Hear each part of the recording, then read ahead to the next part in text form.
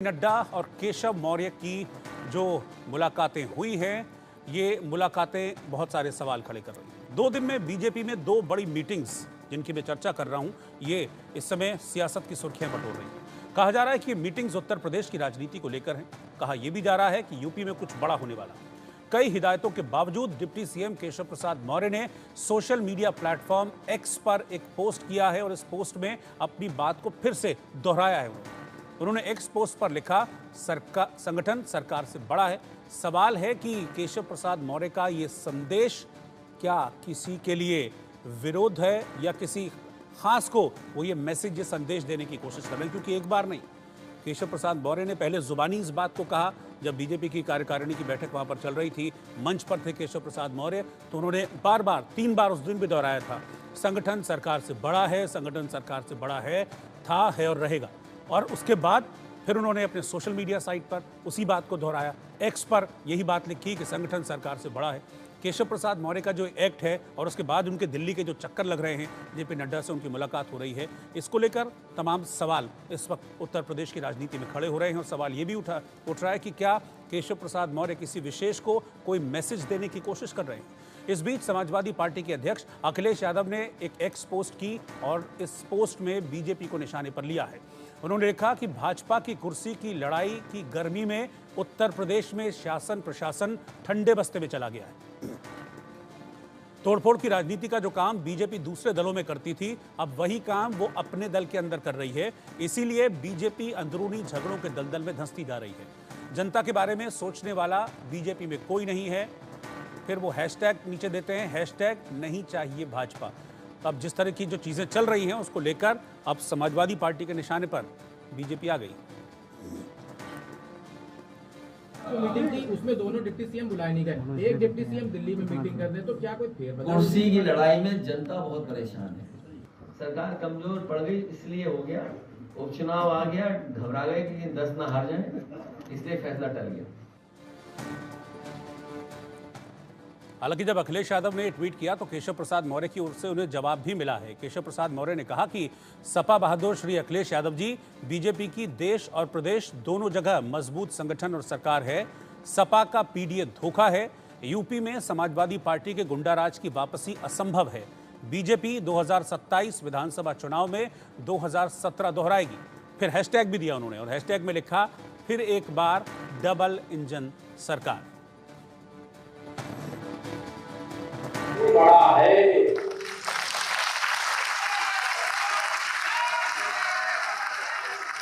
संगठन से बड़ा कोई नहीं होता है। संगठन सरकार से बड़ा है, बड़ा था, बड़ा रहेगा।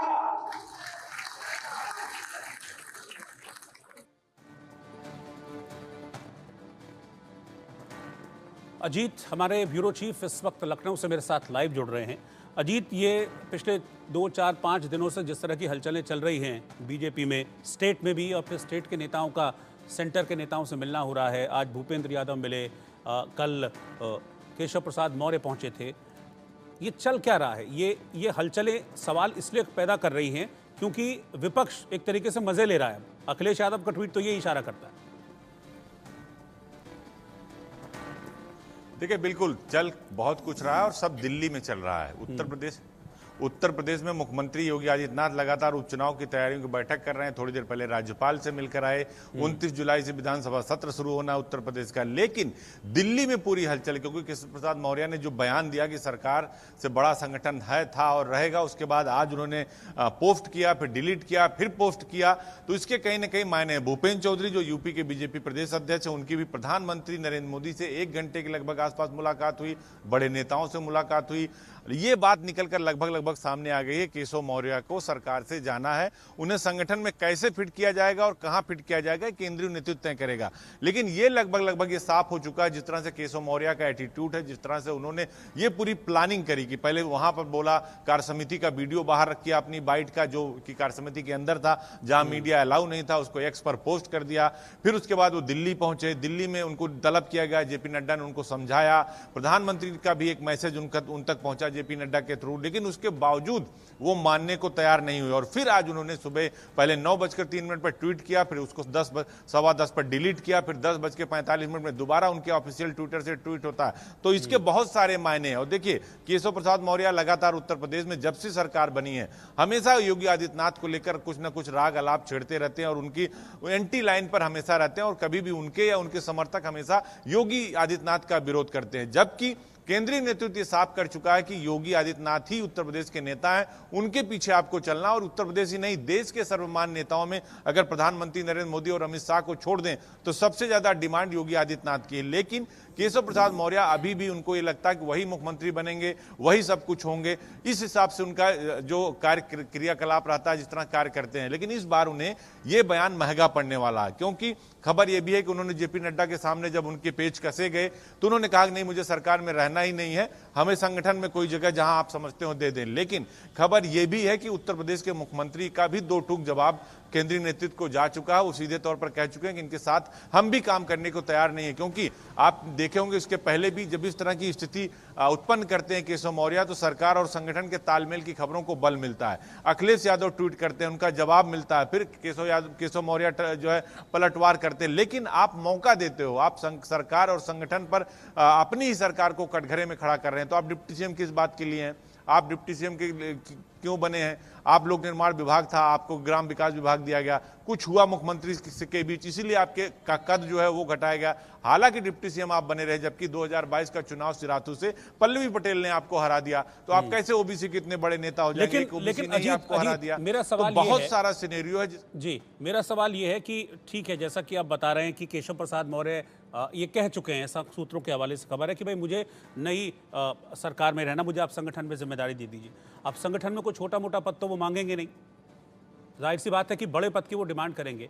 अगर यूपी के संगठन में कोई बड़ा पद मिलता है केशव प्रसाद मौर्य को, तो क्या वो टकराव थम जाएगा, फिर वो टकराव बढ़ेगा? सवाल ये भी है। देखिए, यूपी के संगठन में एक ही पद है और वो है प्रदेश अध्यक्ष का पद। प्रदेश अध्यक्ष केशव मौर्य 2017 में रह चुके हैं। आज इस वक्त भूपेन्द्र चौधरी हैं प्रदेश अध्यक्ष, जाट समाज से आते हैं। पश्चिमी उत्तर प्रदेश में बड़ी संख्या में जाट समाज आते हैं। केशव मौर्य यानी मौर्य बिरादरी से ज्यादा जाट की संख्या उत्तर प्रदेश में है। तो भूपेन्द्र चौधरी को रिप्लेस करना केशव मौर्य के बस की बात नहीं। दूसरा, अगर केशव प्रसाद मौर्य को केंद्रीय नेतृत्व बना देता उत्तर प्रदेश का प्रदेश अध्यक्ष, तो योगी आदित्यनाथ और केशव प्रसाद मौर्य के बीच का जो केशव मौर्य का बर्ताव है, जिस तरह से वो एटीट्यूड है उनका, जो बार बार वो कहते हैं कि संगठन सरकार से बड़ा है, तो ये टकराव हमेशा बना रहेगा। तो सरकार और संगठन में कभी भी तालमेल नहीं बैठेगा। तो केंद्रीय नेतृत्व ऐसा नहीं करेगा। हाँ, तीसरा विकल्प ये जरूर है कि केंद्र में केशव प्रसाद मौर्य को कोई जगह दी जा सकती है, चाहे राष्ट्रीय महासचिव बना दे, संगठन मंत्री बना दे, सेंट्रल में ही उनको एडजस्ट किया जा सकता है। और ये चर्चा 2 साल पहले भी चली थी, 2022 के चुनाव से पहले। लेकिन अब उसको ज्यादा बल मिल रहा है, क्योंकि मामला बिगड़ गया है। क्योंकि आप संगठन की स्थिति, सरकार की स्थिति, उपचुनाव में जाना है, आपको एक लिटमस टेस्ट है, आपको ये साबित करना है कि नहीं, 24 में जो रिजल्ट आया अभी भी हमारा जनाधार है। जो 9% वोट आपका घटा है उत्तर प्रदेश में, 50 से 41 हो गया, उस 9% को आपको कवर करना है। उसको लेकर मुख्यमंत्री 30 मंत्रियों की बैठक कर रहे हैं, वो उत्तर प्रदेश में उपचुनाव की तैयारी कर रहे हैं। और आप एक नया जो है राग अलाप रहे हैं, आप नया एक शगुफा छोड़ दिया आपने।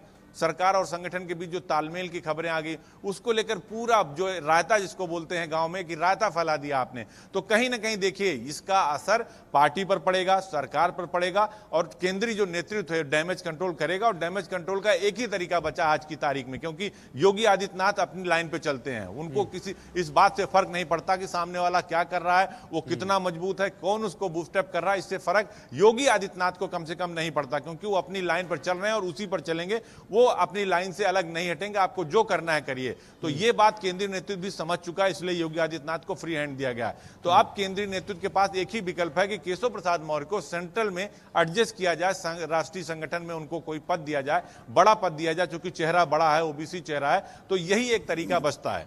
बिल्कुल। और सेंटर भी ये चाहेगा नहीं कि मतलब ये जो टसल है ये लंबी खींचे या बहुत वक्त तक पब्लिक रहे, क्योंकि अभी 10 विधानसभा सीटों पर उपचुनाव भी होने वाले हैं और कहीं लोकसभा जैसा हाल उसमें ना हो जाए। इसलिए सेंट्रल लीडरशिप की कोशिश यही होगी, फिलहाल इसको यही रोक दिया जाए, यही थाम दिया जाए।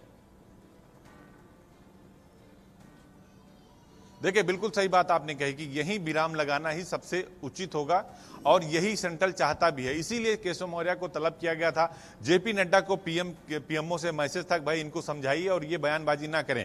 एक सप्ताह पहले भी केशव प्रसाद मौर्य को जेपी नड्डा ने कहा था कि आप इस तरह की बयानबाजी मत करिए, जो अंदर खाने के जो विरोध है वो निकलकर सड़क पर नहीं आना चाहिए, घर की लड़ाई घर में ही सिमट जानी चाहिए और उसका एक रास्ता निकाला जाएगा। लेकिन उसके बाद भी केशव प्रसाद मौर्य ने जिस तरह से वीडियो पोस्ट किया, जिस तरह से उनका बॉडी लैंग्वेज था, वो कहीं ना कहीं सवालों के कटघरे में आ गया और वो मामला दिल्ली तक पहुंच गया। तो अब केंद्रीय नेतृत्व बार बार उनको कल भी समझाया गया, उसके बाद भी उन्होंने ट्वीट कर दिया। तो देखिए, बीजेपी में बहुत देर तक आप सर्वाइव अनुशासनहीनता करके नहीं कर सकते, क्योंकि ऊपर बैठे जो लोग हैं वो इस बात को समझते हैं कि योगी आदित्यनाथ का कोई विकल्प नहीं है आपके पास। केशव मौर्य का विकल्प तो आप निकाल लेंगे, लेकिन योगी आदित्यनाथ का विकल्प आपके पास नहीं है। लिहाजा वही करना होगा जो योगी आदित्यनाथ चाहते हैं। और उत्तर प्रदेश में आज की तारीख में भी योगी को अगर माइनस कर दिया जाए तो बीजेपी के पास कोई ऐसा चेहरा नहीं है जो बीजेपी को उत्तर प्रदेश में खड़ा कर सके। और यह बात प्रधानमंत्री इसलिए बार बार कह चुके हैं, शपथ ग्रहण समारोह में भी उन्होंने गर्मजोशी से योगी आदित्यनाथ की पीठ थपथपाई और उनको फ्री हैंड दिया। उसी हिसाब से वो काम कर रहे हैं, वो उपचुनाव की तैयारी में जुड़े। लिहाजा अब केशव प्रसाद मौर्य के सामने वही विकल्प है कि अगर आप डिप्टी सीएम का पद आप छोड़ते हैं तो आपको संगठन में मौका दिया जाएगा। और देखिए, संगठन में आप हैं तो संगठन तो ये कहता है कि अनुशासनहीनता नहीं चलेगी। संगठन में रहकर ही आप संगठन की लाइन से अलग जा रहे हैं, तो इस पर कोई ना कोई एक्शन होगा, भले ही उन्हें केंद्र में कोई संगठन में बड़ा पद दे दिया जाए, लेकिन उत्तर प्रदेश से कम उनका जाना तय माना जा रहा है। बहुत बहुत शुक्रिया अजीत आपका इस पूरी जानकारी के लिए, डिटेल जानकारी के लिए कि चल क्या रहा है।